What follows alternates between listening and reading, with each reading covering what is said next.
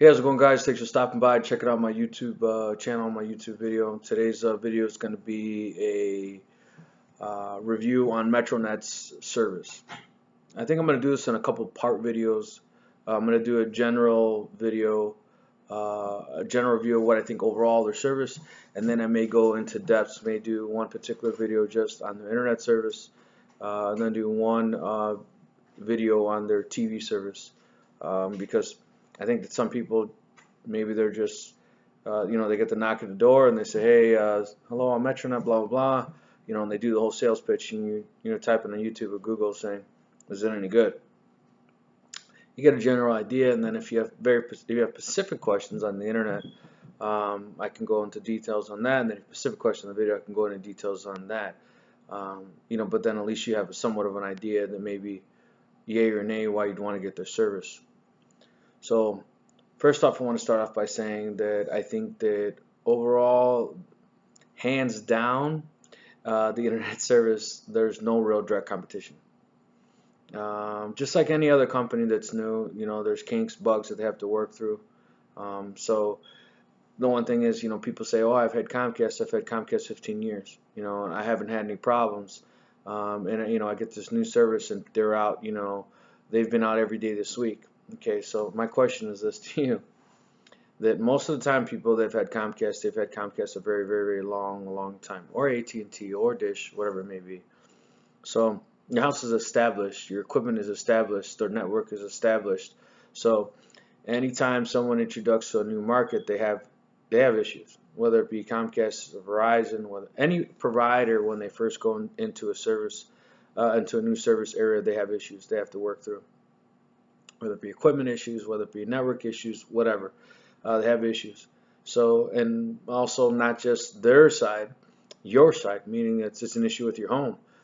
You have problems with your lines. You have problems, with you see right away. You want to be defensive and say it's their problem. You don't want to admit that it's your problem. Oh, there's not a problem in my home. It's not my house. It's so Comcast has been out there, 15 times when you first got the service installed, replace every line you had in the house because you had old RG59 line, and they had to replace that, or they had to install amplifiers, or they had to run RG11 thicker line in your house to give you more signal. See, those are coming to mind too, right? So that's the old difference between copper and fiber. So the reason that Metronet can offer you services at the speeds and the services they're offering you that Comcast or AT&T cannot offer you is just simply how the service works. They're offering you a fiber-based service versus copper. So Comcast or AT&T will tell you, oh yeah, we're fiber too, which is true. They're not lying to you. They're fiber to the node, which means fiber to where the beginning of that street, wherever that street begins, and after that, it's all copper. But Metronet is fiber directly to your home, so that's how they're able to offer you the faster services. So to get to the point, what can you expect when you first get their service? The internet will be faster than you've ever had, period. I would say Comcast average services you're going to have is around 300 megs. That you're going to get Metro services 1,000, which is 1 gig service. Now, realistically, if I told you that you're going to do a speed test on speedtest.net or some of these different tests, and are you going to get a gig speed? I'd say no. Why won't I get a gig speed? When I'm paying for a gig speed service, do you have a gigabit card? Most people don't. They're really expensive. So know that just because you get gigabit service doesn't mean that your laptop, PC, or cell phone is going to get gigabit speeds, because is your device capable of getting a gigabit? Probably not. If you're geeky or new, maybe. But they're still expensive right now. But that doesn't mean that it's not a good idea to have gigabit service. Because if you have gigabit service, remember you have 1,000 megs, let's just say here, right? You're dividing that amongst your whole home. So you got your kid on YouTube, and somebody else on Pandora, and somebody else watching Netflix. Now, whenever you're doing video like is a hog when it comes to bandwidth. So doesn't necessarily mean, well, it doesn't make sense that I get gigabit service because my device itself is not capable of getting gigabit internet connection, right? Just remember that it's, you're getting gigabit service for the entire home. So that's just something to keep in mind. The internet is super fast. Now, I do have gigabit equipment. because I am geeky like that. Have I ever been able to achieve a gigabit service? No, never. The fastest is like 800 and something megs. So I've been down that road. I fought with them, right? So it's just not gonna happen. So will I ever get 1,000 megs, 1 gig service to my house? Probably not. And I have gigabit equipment that's capable of doing it. Matter of fact, I have 10 gig equipment. I can do a 10 gig link if I wanted to. But that's besides the point. So would I still say that, it's worth getting their internet service? I'd say yes. I'd say that their internet service is the fastest you're going to get for the price. Hands down, no one's going to be able to beat them. If you call Comcast and tell them you want a gigabit service, they can offer you gigabit service, but probably you'd have to have a commercial account. You'd pay $300-400 versus someone's going to give you $60. So the internet service, man, you can't beat it. If you're a gamer, do that kind of thing, then you're cool. So their equipment, as far as their equipment when it comes to wireless routers and that, I would say expect the same out as any other provider. Like I used to do a lot of installs for different various companies, and I would laugh when you'd go to someone's house and they have this like massive house and they want you to install their service in their basement, and then they're pissed off that, hey, I don't have good Wi-Fi signal on my second floor, or I don't have good Wi-Fi signal outside, and what do they expect from the service provider's equipment? And I just want to say that have realistic expectations that when you're using any service provider's equipment, Comcast, AT&T, Verizon, any of them, the equipment that they're providing you for is for the size of an average home. So that equipment should always, wireless equipment should be installed on the first floor in the center of the house, as central to the house as possible, so you have good signal going up, going down, and going out. So most people, they don't want that, so I would tell people, hide it behind the back of the TV. Perfect. Why do you hide it behind the back of your TV? A couple different reasons. Because one, you're probably your Wii, your Nintendo, your PlayStation, if you have a media center, that's all plugged in there. And then if you have like a switch or a router, or the rest of your house is hardwired, you can run one line to your basement and hardwire all up. But and then for Wi-Fi, the signal's good going up and down. So to make a long story short, if you're getting full gigabit service and you want to have the range throughout the whole entire home, then don't be cheap. You get what you pay for. So don't be mad at a provider that gave you something that's acceptable in a normal size home and you're not putting in optimal conditions, right? So what I would suggest you do, if you want the service and you want to get the most out of the service, go buy a Netgear Nighthawk. Okay, now that could be a very good comment to make for you, or you could be sending a whole lot of 4-letter words to me later on when you buy one. Okay, this is the reason I'm saying that. You can watch one of my videos on the Netgear Nighthawk. I've had the last 3 generations of the Netgear Nighthawk. First off, they're not cheap. Second of all, they're kind of a pain in the ass to configure. So you got to know what you're doing. It's more or less like a commercial grade router. But put it this way, I own 6 acres. It's in my basement, which is not great. I just told you don't do that, right? It's in my basement, and I have a Wi-Fi signal at the back of my property. I take an old cell phone, hook it to the Wi-Fi, throw it on Bluetooth, and that Bluetooth connected to a set of DJ speakers and blast music out throughout my whole property. So that router's awesome.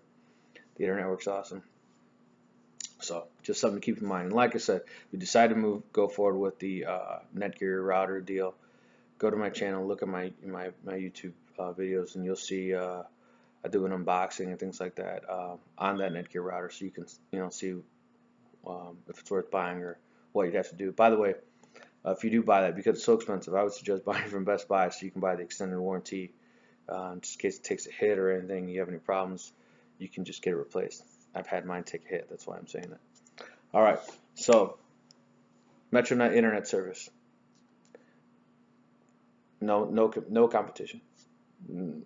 For the price, for the speed, but if you're one of those sticklers and you just want to call and complain every single month, or you want to call and complain every single week, I'm not getting 1 gig speed. Your advertisement says it. Then don't even bother, dude. I mean, look, I'm telling you right now, you're not gonna plug it in and get 1 gig. It's just not gonna happen. So optimal conditions with the wireless equipment. Do you have a gigabit network card? And then just the service itself. So this is just my personal 2 cents as a subscriber, as a customer, that what have I've experienced. So do I recommend anyone who wants fast internet connection for Metronet? Yes. Okay, now let's get to the TV part of it. We've all gotten spoiled. We have these interfaces with Netflix and with ComCast and with Dish, YouTube. The GUI interface, the interface that they've made their media platform on, has just spoiled us. I mean, you can go under comedy, and it's going to bring it all up. It's going to tell you the names. They do offer the same, I'd say, channels as somebody would offer, but the menus, the way that it looks, the interface. Let's say, for instance, if I'm going to click on comedy, they have a bunch of pictures popping up, just like you would see it on maybe Netflix, right? But the thing that kind of makes it goofy is that the picture, the thumbnail that would be for that movie, may not necessarily be the thumbnail that is for that movie. What I mean by that is the thumbnail that is from the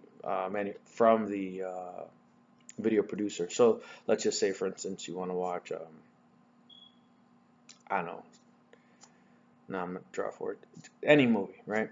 Okay, you want on. All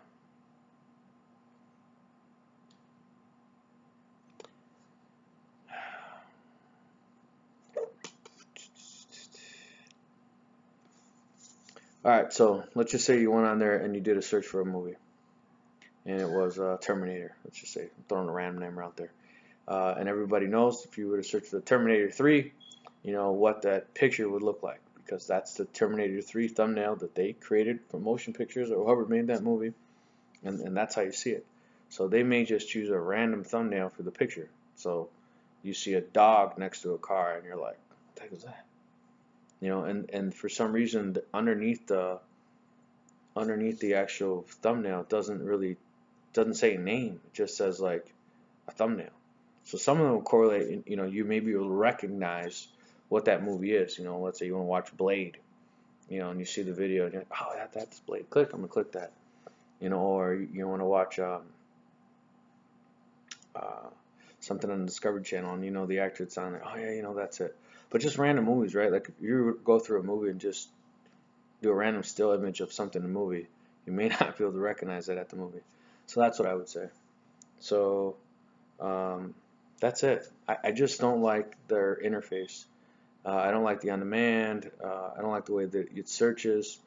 Would I say that like, oh, I have a lot worse of a quality as far as video on I had Comcast, so I worse of a quality of video on Metronet than Comcast? No. I mean, the picture quality looks the same. If you're a TV buff, like you're geeky into TV, you're a person who watches TV all the time, you're a TV snob, as they say, you may not like it. You may get pissed off with the way the menus are. But if you could look past the menus and you can adapt to know, this is so generic looking, but you know what it is, and it is what it is. So that's the only thing I would say. So I'm going to do a separate video, and I'm actually going to show you. I'm going to go through the channels, go through the menu, show you what the menus look like, go through the on-demand, do the search, and kind of let you see like what exactly that I'm talking about. So, and I would say that it works fine, but like I said, it looks generic. And some of the menu, some of the thumbnails are just, you wouldn't know that it's that movie. So I have the biggest package that they have. I more or less have every channel that they offer. So yeah, and then I have the gigabit internet service. So my bill's around, I think, $300. I think I'll put that in. I think I could be wrong. I think that's right around that. HBO, Cinemax. I have everything, every single channel. I have it. And I think my bill's around $300. But I had some issues when the service was first installed. Some glitches, they just turned up my neighborhood. They kind of worked past that.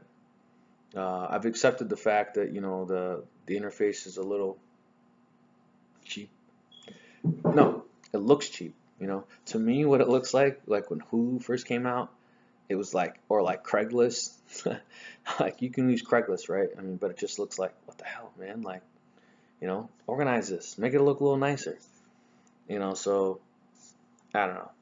That's just my 2 cents. The thing to me is, to be honest with you, the way I feel is this: Metronet is kind of like the answer to everyone's prayers in the Chicagoland area or the area that I'm at, because for so long we've only had Comcast, uh, and that sometimes as a subscriber to their services, they had like a negative attitude towards you, like well, kick rocks and go somewhere else, and your only alternative at that point was AT&T, and how are you gonna go from having 300 meg internet service to DSL? Like, nah, dude, can't do it. And they always have these promotions that end in 6 months or end in 30 days, and your bills just with Comcast just seems like it's always going up. I mean, you're calling every month, like, why'd my bill go up? Or every 6 months, or I mean, just they try to get you stuck in these, promotions, and they'll give you the triple play, phone, internet, cable. I don't want a house phone. Who has a house phone nowadays? You know what I mean? Everybody just has a cell phone, but and this is just me. But my whole perception is the reason that they're pushing you to get a house phone even though you don't want it.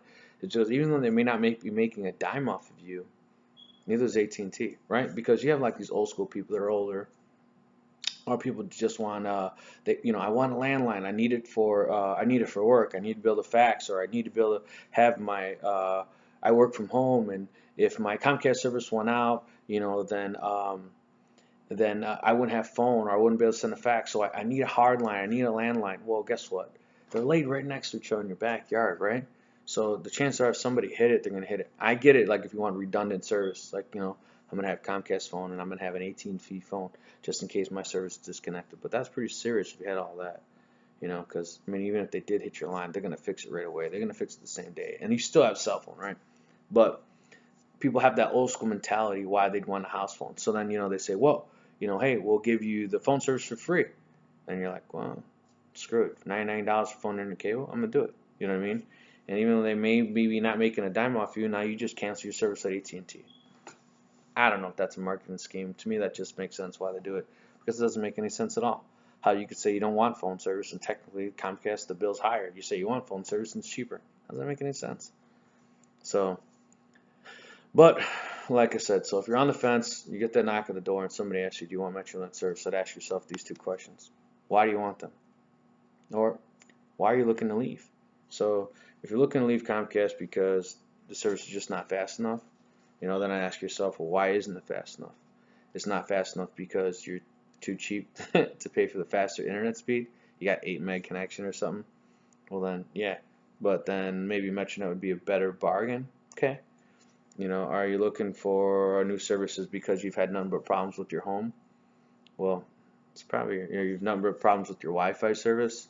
You have range issues. They're not the answer to your problems. You're gonna deep into your pocket and pull out that wallet or that knot of money and go buy yourself your own equipment and stop complaining. Can't always blame someone else for your problem. Sometimes you're the cause of the problem. So, if you're geeky into the TV service, and like I said, you're a big TV buff, I would check to see, because there was certain channels that they didn't offer that other providers did have, and I was surprised that they didn't have it. They've come a long way. They've added to their channel lineup, and supposedly, and I don't know if this is true, and this is not like a sales pitch for Metronet or anything, or I'm getting anything from this, but I was told that that Metronet makes no money off the TV, that they're basically selling you the service what it costs them. So they're basically an internet service provider that's offering TV service. Make sense? So, yeah. So that's my review in a nutshell. You want the fastest internet connection that there is? Get Metronet service. You're going to complain about the TV? They're an internet service provider who offers TV service. If you think Comcast sucks and you want to switch because you want to make your bill cheaper, they're probably cheaper for sure. Everything Comcast or AT&T sucks because you have Wi-Fi issues and all that. You suck. Go buy your own equipment. That's it, dude. Use their modem, plug in your router, you're good to go. DVR services, they offer it just the same. Everyone does it. The cool thing about Metronet, though, they do have wireless set-top boxes. Wireless boxes, or like a cable box you're used to. So, for instance, let's just say you have your DVR in your living room, which most people do, right? In Comcast service, when you record something on your DVR, it's per room. So if you have a DVR in your living room, you can't watch that, whatever you recorded in the living room, in another room. Dish, you can. But with Comcast, you can't. With Metronet, you can. So that's cool because that'll save you a lot of money. Because a lot of people will have a DVR in their master bedroom, and they'll have a DVR in their living room, or they may have even a DVR in their basement. So now you have 3 DVRs. You're paying all that money. And then if you record it on one, you can't even watch it. So record on the living room, you got to go to the living room. That's just a pain in the butt. So the cool thing is, if you have a DVR and you hit record, that you can watch that recording on any TV in the house. To me, that's awesome. That's really cool. The other thing is that they have wireless boxes. So your main primary box has to be hardwired, just like anybody else. But any additional boxes after that, they can be wireless.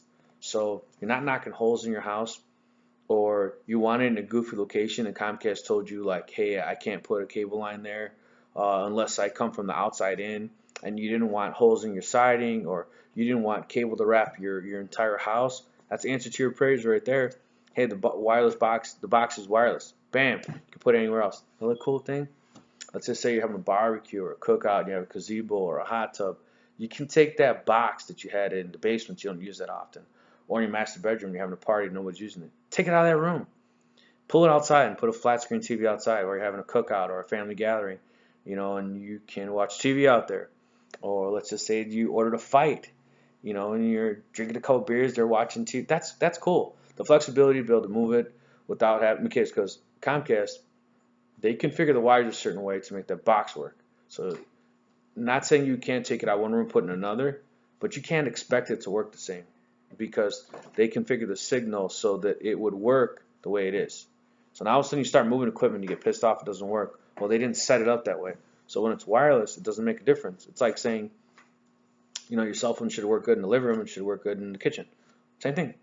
So, and again, there's a range that the box can work in, but it's pretty strong. It's 2.4 gigahertz. So I do a video on what's the difference between 2.4 gigahertz and 5 gigahertz on my YouTube channel too. So you want to see what the difference is, that check that out.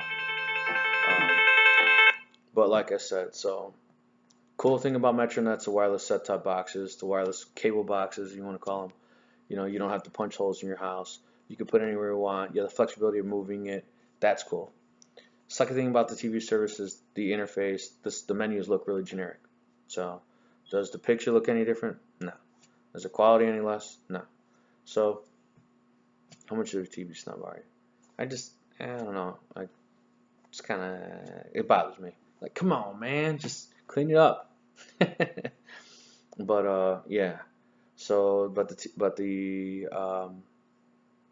internet service is awesome, and they do offer static IP addresses. So I was thinking about doing a web server and an email server in my home, because I have a gigabit service, and that'd be awesome. But then I will also have to get Comcast. So I have to have a redundant internet connection, because if you're paying me for your internet service, your web server or your email server, and their service goes down, you're paying me, you're gonna be pissed off, So would it happen often? Is it likely to happen? Not really, but if you're charging someone a service, it can't go down at all. So I'll have 2 providers at my house at some point. Little by little, man, saving the money, right? But yeah. So that's my advice. If you have Comcast, if you're on the fence, or you get it, I say go for it, man. Give it a shot. Have realistic expectations of what you're getting yourself into. I would have them put your DVR in your living room, hardwire your DVR. I'd put the wireless router in your living room, so it's centered. Throw it behind your TV, you can't see it, and then your boxes, are wireless. You can put the rest of the boxes anywhere you want. Okay, now they don't have to be wireless. They can be, but they can be hardwired. So, if you are having a wireless signal issue in a certain area, then you may have the same wireless signal issues with your wireless box. But That's what I'm saying. Centrally locate that box into your house, into the living room, so you have good signal going up and down to try to alleviate that problem. So it is what it is, brothers and sisters. So you want fast internet connection, you got to sacrifice the interface, the generic menus on the screen for the TV. That's what it boils down to. And they're a lot cheaper than anyone, period. I can't say that. I mean, nobody can say that, right? Just like I'm sure Comcast started out that way and AT started out that way. Who knows, 10 years from now, they might be the same or more, you know, because now they're better than everyone else. But they're new kids on the block and they're trying to get their names known, so they're going to give you a bargain. They're going to make it hard for you. As they say, I'm going to make you an offer that's hard to refuse. They come to knock at your door. The biggest thing that you're kind of like, I don't know, just because you think there might be a fly-by-night company, or you've never heard of the company, or you think a TV service is going to suck. So at the end of this video, I'm going to actually throw in a couple of screenshots of my internet connection speeds. You know what? I actually might even do one on my phone. Just let me just show you. So I'm going to connect to, now I'm using my wireless router. I'm using that Netgear Nighthawk. Let's see here. I'm going to connect to my 2.4 gigahertz. I'm going to run that speed. And then I'm going to connect to my 5 gigahertz. I'm running that speed. And I'm going to show you what I get. So I just connected. And let me open speedtest.net. And it'll also show you Metronet, so you know that I actually do have Metronet service.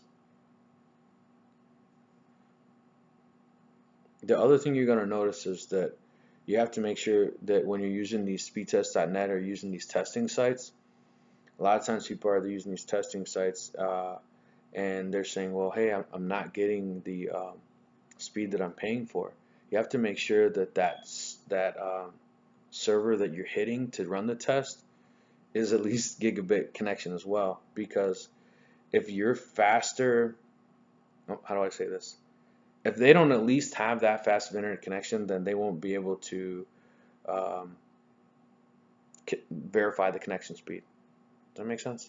Like, you have 1,000 internet, you have 1,000 megs, 1 gigabit service, and you're connecting to someone to try to verify your connection, that they only have the capability to connect at 300. You may cap out at 300. So if you go to speedtest.net and you actually can click on the link or the little dot that's telling you who you're testing from, you can tell if they have gigabit service. So that just a little tester there. So here we go.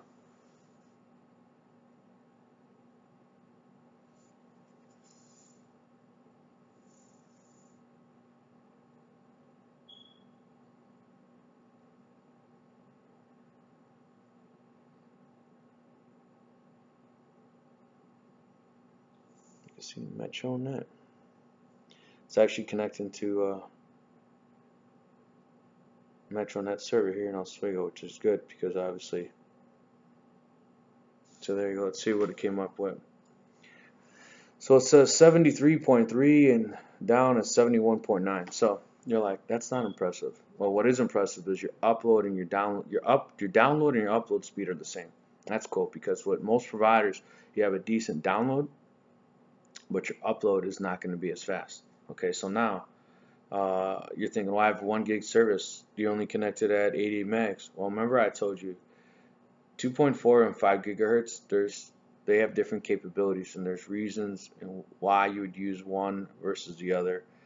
You know, if you're not familiar with that, like I said, I'm not going to go on with this, but in my videos there's an explanation of why would you use 2.4 gigahertz, why would you use 5 gigahertz, and what's the difference. So if you're unfamiliar with that, watch it. It's really informational. It's not a dry watch. It's something worth watching. So now let me test it on the 5 gigahertz. It's connecting. As you can see, it should be a lot faster.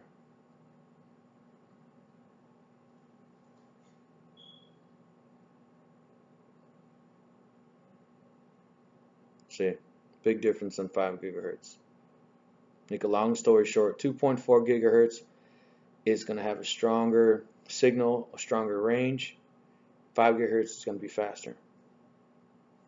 So you're in an area that you're having problems in your house, you don't have a good Wi-Fi signal when connected to 2.4 gigahertz.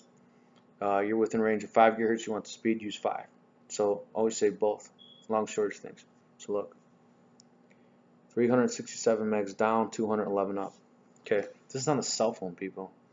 Cell phone. So you could still have your laptop connected to it, and it'd be hardwired, obviously, be a whole lot faster. And this is wireless, and like I said, it's in my basement. So, you know, and if you had 300 on one device, you got 2 kids and a wife and your TV, and this is why I told you, you don't get caught up in why my device can't necessarily get a full gig. It doesn't matter. It's the gig for the whole house. So, you know, what were you doing before? So your entire house speed before was 300 megs. I just connected 300 megs on my cell phone. You know, so you are definitely gonna notice a difference in the speed. Browsing the internet, it's gonna be like, wow, like that. So yeah, for the first time, you're gonna see like no delay. You know, Pandora, no more buffering. I can't stand that. I'm a Pandora geek. I pay for Pandora Pro. I use it constantly, you know, and I hate it when it just starts buffering or stopping or whatever. And my daughter, she's a YouTube junkie. Man, she's always watching stuff. You may be seeing her video come out soon. Her videos come out soon, but you know, so we're a media hog. We use a lot of internet, and buffering just sucks. So, want to ramble? Just a recap. Pull it back in. Internet speed, fastest you'll get. Pricing, I don't think anyone will beat them, at least right now. This is 2019. You know, this video will be on YouTube a long time. But yeah, so no one will beat them. I can do a video when I do my separate Metronet video on internet, just internet alone. I'll hardwire a laptop, a gigabit network card, and show you how fast it is. You know, so you can't say just, oh, whatever. It's fast. You know, it's fast. So, and then I'll do a separate video of the video and kind of show you how the menus are. And like I said, if you can live past that, that's fine. It just looks kind of generic. That's all.